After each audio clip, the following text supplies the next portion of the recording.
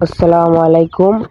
আজ আপনাদের কাছে আমার কিছু জিনিস তুলে ধরব, সেটি আপনারা মনোযোগ দিয়ে দেখবেন। সবাইকে অনুরোধ রইল। দেখেন, আমার কাছে 19টি কোয়েল পাখি আছে। আপনারা অনেকেই জানেন, সেগুলো আমি নিজের হাতে ডিম দিয়ে ফুটে। এই বাচ্চাগুলা ছোটবেলায় এমন দেখতে ছিল। এটি হচ্ছে আমার নিজের হাতে তৈরি ইনকিউবেটর।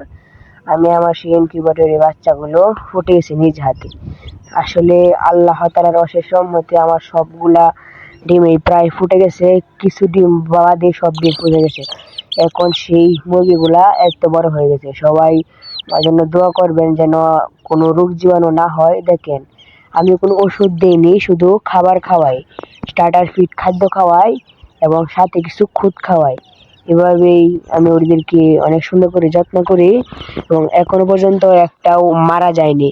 যে কয়টা বাচ্চা ফুটেছে তার মধ্যে সব ডিম প্রায় আছে, এখনো একটাও মারা যায়নি। এদের মধ্যে একটা বাচ্চার চোখে একটু সমস্যা আছে, তো সেটাও ইনশাল্লাহ বালা, কোনো সমস্যা হয়নি। তো আপনারা চাইলে আপনাদের বাসা বাড়িতে এভাবে 15 থেকে 20টা মুরগির বাচ্চা আপনারা পালতে পারবেন। কোনো কষ্ট হবে না, এত বেশি খাওয়াতে হবে না।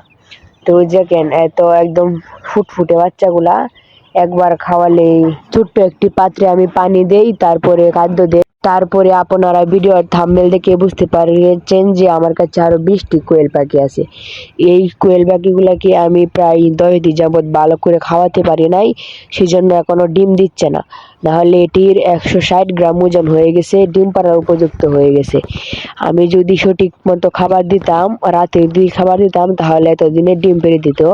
কিন্তু আমি এখন ভালো করে খাওয়াই না, তাই আমি এটাকে আজ থেকে একটি নতুন খাঁচায় দিয়েছি। সেখানে আমি একটি বাল্ব ফিট করে দেব, আর রাতের 10টা পর্যন্ত খাবার দিব এবং সারাদিন খাবার দিব। এইভাবে যদি যত্ন করে রাখি, তাহলে খুবই দ্রুত ডিম দেওয়ার সম্ভাবনা থাকবে। তো আমার এখানে 20টা কোয়েল পাখি আছে। সেগুলো আমরা ডিম বাজারে বিক্রি করার জন্য না, আমরা নিজেরাই ডিম খাই।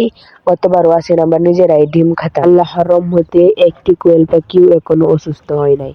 সবগুলাই ভালোই সুস্থ আছে এবং সবগুলাই অনেক সুন্দর করে খাবার খায়। নিচে একটি লাল প্লাস্টিক দিয়ে দিয়েছি, নাহলে নিচের যে ছিদ্রগুলা সেটি অনেক বড় বড়, সেটি দিয়ে ডিম পড়ে যাওয়ার সম্ভাবনা আছে, তাই এটি দিয়েছি বড়।